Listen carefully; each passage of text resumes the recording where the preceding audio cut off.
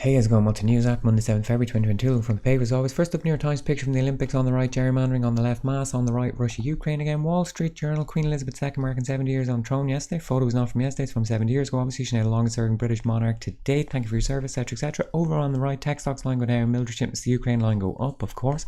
USA Today, world watches as games begin. Big thanks to everyone who tuned in with me on Twitch to watch the games begin on Friday. Hopefully, release a little highlights reel of that during the week. Washington Post, there's Team USA coming down the catwalk. Definitely some of the worst outfits on display at the opening ceremony. Also, there was stiff competition, particularly from Italy. Grandma from Cuba, Camilo Cienfuegos, hero of the Cuban Revolution, would have been his birthday a couple of days ago.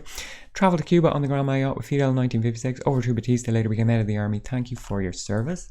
Quote from Fidel down the bottom: if the heroic and historic struggle of our people against the empire is maintained in all its vigour, Camilo would be happier. Yes, indeed he would. Thank you, Fidel. South Africa, corruption, ongoing Zondo Commission, he lied about meeting Jacob Zuma. Jerusalem Post, the Israelis getting pretty spooked. There might be an Iranian nuclear deal again, so on the phone to Sleepy Joe, telling them to please sabotage that. Tehran Times, This American Life, No Time to Knock.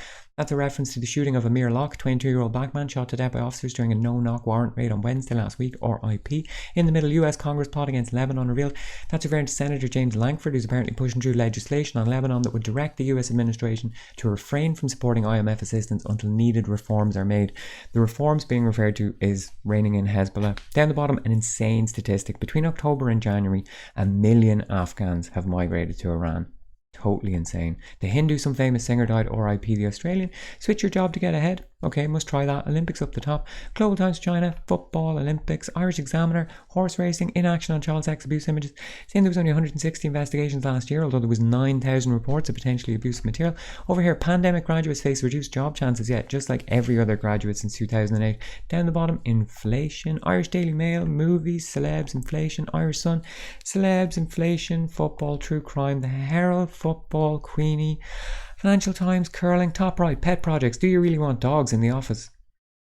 Given that we're all working from home, I work in the dog's office, so it would be a little bit unfair to boot the dog out of the house, I think. Ukraine, crisis, gas, The Guardian, NHS, Buckland, Queenie, Independent Force Service on top, Islamophobia, ISIS, Zaki Cooper. The Jubilee is a multi-faith event, yes, a multi-faith event to celebrate the head of the Church of England, Her Royal Majesty Highness the Queen, who is of course the mother of Prince Andrew, involved in an ongoing court case alleging he raped an underage girl, was trafficked with Jeffrey Epstein, paedophile, billionaire, financier, did not kill himself, RIP. Beside that, metaverse, football, Boris down the bottom, Daily Telegraph, Queenie, NHS. Down here, Tim Stanley, the woke pope is persecuting a forgotten minority, traditionalists. Yes, the cat trads are back out in force.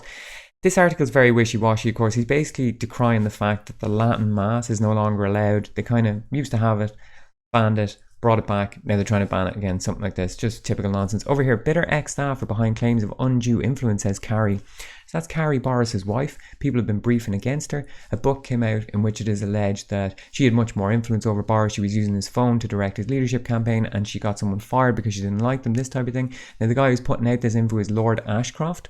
People might remember this guy from the Piggate scandal, which involved an allegation that there's a photograph that exists which shows David Cameron putting a private part of his anatomy into the mouth of a dead pig's severed head. So let's hope that just like that story, this one is true. Down underneath that, Spotify deletes 113 Joe Rogan episodes. Joe Rogan feeling the pinch of corporate platform monopolization. Love to see it. The Times, Boris, Queenie. Some story here talking about the Church of England wants to remodel itself to create things like the Brexit bishop and the COVID bishop. Want to create like a shadow government. Sounds very worrying, to be honest. Daily Express, Price of Things, Boris, Queenie. Daily Mirror, Queenie, True Crime, Human Interest. Daily Mail, all about Queenie. Apparently she came out and said that Camilla can be queen when Charles ascends to the throne. I mean, who cares really? Metro, there she is again doing the work. Price of Things line go up. iNewspaper, Queenie, Boris. Daily Star, apparently a big storm coming for Valentine's Day. 1,500 mile wide snowstorm. Very good excuse to stay inside. You know, someone who definitely doesn't need an excuse to stay inside is Julian Assange, who's still being held in a maximum security Belmarsh prison without fair trial or due process. Boris Johnson still the Prime Minister. Prince Andrew still the Duke of York. If you want to stay off corporate state, social media for the day, just click the link in the description. Alright, thanks, good luck.